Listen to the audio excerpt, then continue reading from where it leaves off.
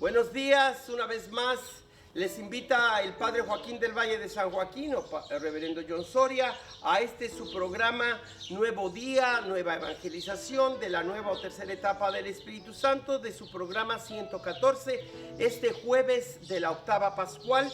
Vamos a escuchar de los Hechos de los Apóstoles, capítulo 3, 11 al 26, del Salmo 8, de Lucas 24, 35 al 48, cómo el Señor en su gran bondad ha hecho posible que la iglesia continúe la obra de Jesucristo.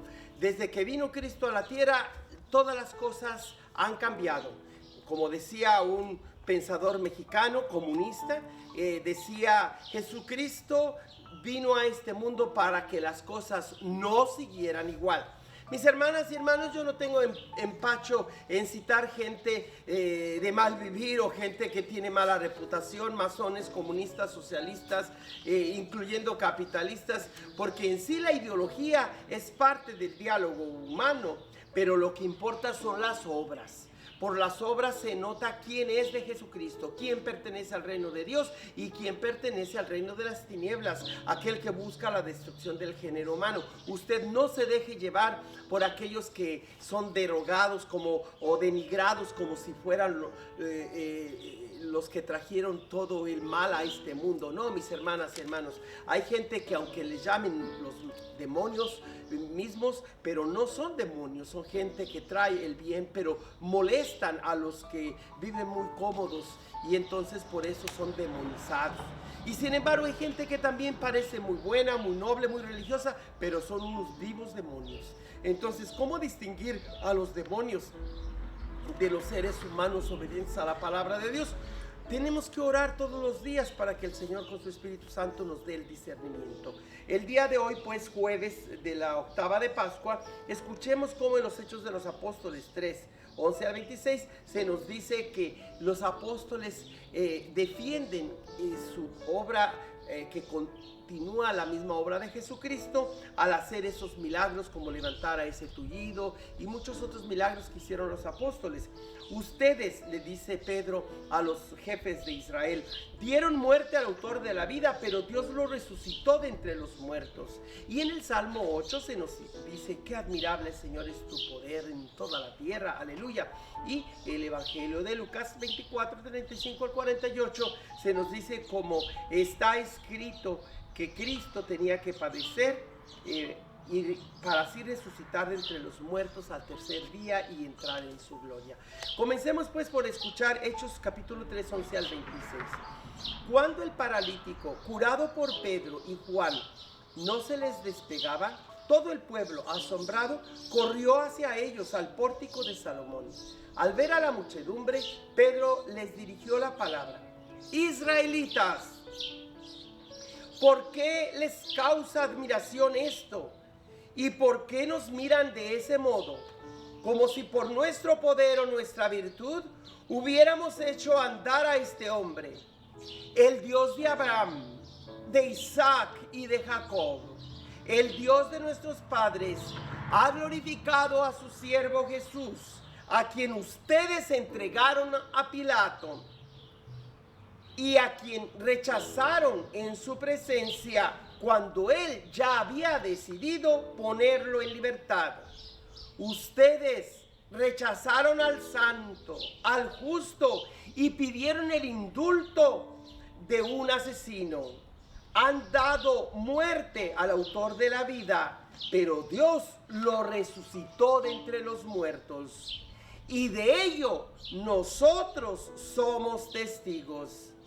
El nombre de Jesús y la fe en él es lo que ha robustecido los miembros de este hombre al que están viendo y todos conocen. Esta fe es la que le ha restituido completamente la salud, como pueden observar. Ahora bien, hermanos, yo sé que ustedes han obrado por ignorancia de la misma manera que sus jefes, pero Dios cumplió así lo que había predicho por boca de los profetas, que su Mesías tenía que padecer.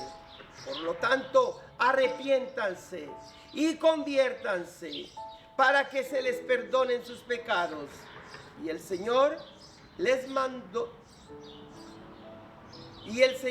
mande el tiempo de la consolación y les envíe de nuevo a Jesús, el Mesías, que les estaba destinado, aunque Él tiene que quedarse en el cielo hasta la restauración universal, de la que habló Dios por boca de su profeta desde muy antiguo. En efecto, Moisés dijo: el Señor Dios hará surgir de entre sus hermanos un profeta como yo. Escuchen todo cuanto les diga. Quien no escuche al profeta será expulsado del pueblo. Y todos los profetas, a partir de Samuel, anunciaron igualmente estos días. Ustedes son herederos de los profetas y beneficiarios de la alianza que Dios hizo con sus padres, cuando le dijo a Abraham: tu descendencia será fuente de bendición para toda la humanidad. Para ustedes, en primer lugar, ha resucitado Dios a su siervo y lo ha enviado para bendecirlos y ayudarlos a que cada uno se aparte de sus iniquidades. Palabra de Dios. A este querigma petrino o apostólico, es decir, a este anuncio de la gran noticia de que Dios ha decretado enviar a su Mesías y Salvador para bendecir a todos los descendientes de Israel en primer lugar, pero como extensión generosa y misericordiosa a todos los pueblos de la tierra. Nosotros ahora se nos presenta cómo piensa Dios, cuál fue su plan, cuál es su plan, cuál seguirá siendo el plan de salud o salutis, una bendición que significa felicidad, restauración, bienestar integral de cada persona, como de cada pueblo, de cada comunidad, como de las naciones enteras, como de toda la humanidad. Porque gracias a ese plan salvífico, nosotros tenemos la oportunidad de entrar en el camino de la salvación, que es la iglesia, o simplemente quedarnos con la frágil humanidad que todos hemos recibido, propensa siempre al peligro, a la caída, a la rebeldía, al pecado, a la corrupción. En cambio, hoy se nos da una alternativa nunca antes ofrecida por ninguna otra religión, como lo hicieron los apóstoles, al presentarnos a Jesús como aquel siervo que se había preparado el Señor por boca de los profetas, que naciera del mismo pueblo de Israel para rescatar en primer lugar a su pueblo, pero también a través de Israel, como lo había dicho en los cánticos del siervo, en el profeta Isaías, que no era suficiente hacerlo redentor de su pueblo, sino que ahora lo establecería como luz de las naciones. O sea que la promesa de Dios no solamente se cumple, sino que se cumple de manera exuberante, perfecta. Por eso, mis hermanas y hermanos, no hay otro nombre bajo el cielo y sobre la tierra por el cual podamos ser salvos, como hemos escuchado estos días y seguiremos escuchando. Hoy simplemente baste decir que en este jueves de la octava, Jesús sigue presente en la Eucaristía, como tenemos esta custodia, aunque esté blanco por dentro, en realidad no está la hostia consagrada aquí, solamente está la custodia. Está la estola del sacerdote, porque el jueves santo, hace 8 días, Jesús instituyó varios elementos esenciales en la vida de la iglesia. En primer lugar, entregó en esa cena memorial su cuerpo y su sangre, que cada vez que recordemos este pan y este vino en su nombre, estaremos celebrando su memorial. En segundo lugar, además de la institución de la Eucaristía, el día jueves se celebra la institución del sacerdocio. Los sacerdotes hemos sido constituidos cabeza, el miembro de Jesucristo, que es la cabeza de la comunidad la cual es el cuerpo junto con la cabeza, el cuerpo místico de Cristo. Cada parroquia, cuya cabeza es el párroco, cada diócesis cuya cabeza es el obispo, y todas las diócesis y todos los feligreses alrededor del mundo cuya cabeza es el Santo Padre, en este caso el Papa Francisco. Así es que pues hoy estamos contentos de el día jueves celebrar la institución de la Santa Eucaristía, del sacerdocio de Cristo, y también un tercer elemento que poco se enfatiza, pero que deberíamos siempre tener en cuenta. Muchas veces se desarrolló la teología de Cristo como cabeza. ¿Y quiénes o cuántos se han preocupado de desarrollar la teología de los pies? Porque la última cena, nuestro Señor Jesucristo se puso una toalla en la cintura y se puso a lavar los pies a sus discípulos, diciéndoles: lo que yo hago ahora, ustedes lo deben hacer unos con otros. Por eso la institución del servicio caritativo o del amor entre hermanos también es algo que no debemos olvidar. El servicio y la caridad, que son tan importantes como el sacerdocio, así como la cabeza es importante, lo son también los pies. Y además pues la Eucaristía, que es el corazón de la iglesia, que es el cuerpo místico de Cristo. Pues y el alma de este cuerpo místico obviamente es el Espíritu Santo, que eso no se nos pasa porque es el autor principal, y cuyo otro nombre realmente podríamos llamarle, en el que coinciden tanto el Hijo como el Espíritu Santo, la palabra viva y eficaz de Dios, como un agente poderoso, único, que no hay nada ni nadie que la pare. La palabra de Dios un día, se nos va a decir más adelante, sin que nada ni nadie ponga obstáculo al poder del verbo eterno de Dios, de esa palabra cuyo mensaje llega a todo el orbe, sin que hable, sin que pronuncie, sin que resuene su voz, a toda la tierra alcanza su pregón. Por esto ese salmo que hemos meditado ahora, el Salmo 8, pues realmente es algo muy hermoso, porque allí se nos describe la dignidad de cada hombre y de cada mujer que viene a este mundo, y cómo en base a la descripción de lo que para la Biblia o para Dios es el ser humano, pues viene también el que ese ser humano, cada hombre y mujer que viene a este mundo, esté llamado no solamente a ser un ser humano o una persona más, sino hijo e hija de Dios, es decir, algo mucho más elevado de lo que la sola ciencia o razón humana puede imaginar. Es un regalo de la fe a todos los que creemos en Jesucristo y hemos recibido la nueva vida por el bautismo, por el cual se nos ha constituido ser las hijas y los hijos de Dios. Qué admirable es tu poder en toda la tierra, dice este Salmo 8. Qué admirable, Señor Dios nuestro, tu poder por todo el orbe. ¿Qué es el hombre para que de él te acuerdes? Ese pobre ser humano para que de él te preocupes. Sin embargo, lo hiciste poco inferior a los ángeles, lo coronaste de gloria y dignidad, le diste el mando sobre las obras de tus manos, todo lo sometiste bajo sus pies, pusiste a su servicio los rebaños y manadas, todos los animales salvajes, las aves del cielo y los peces del mar que recorren los caminos de las aguas. Y con este salmo pues realmente le damos bienvenida a esa presencia de Jesús en la comunidad primitiva, que Jesús no se desliga de sus discípulos, al contrario, se une más a ellos por el poder del Espíritu Santo que le ha resucitado. En el capítulo 24, 35 al 48 de Lucas se nos dice: cuando los dos discípulos regresaron de Emaús y llegaron al sitio donde estaban reunidos los apóstoles, les contaron lo que había pasado en el camino y cómo lo habían reconocido a Jesús al partir el pan.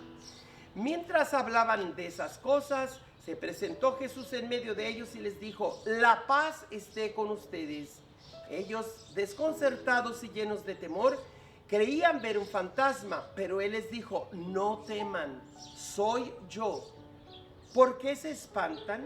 ¿Por qué surgen dudas en su interior? Miren mis manos y mis pies, soy yo en persona. Tóquenme y convénzanse.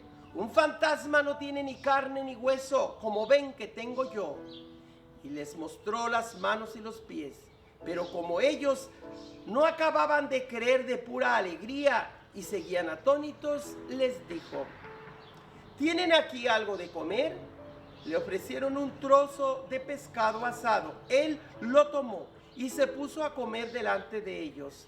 Después les dijo: lo que ha sucedido es aquello que les he hablado yo cuando aún estaba entre ustedes, que tenía que cumplirse todo lo que estaba escrito de mí en la ley de Moisés y en los profetas y en los salmos.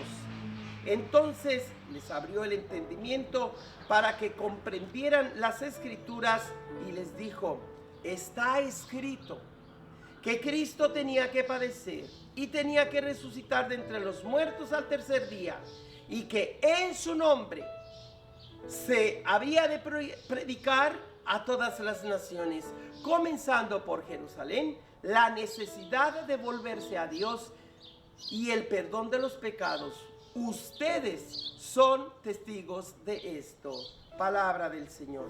Mis hermanas y hermanos, igual que el evangelista Juan, Lucas está confrontado con una secta o con una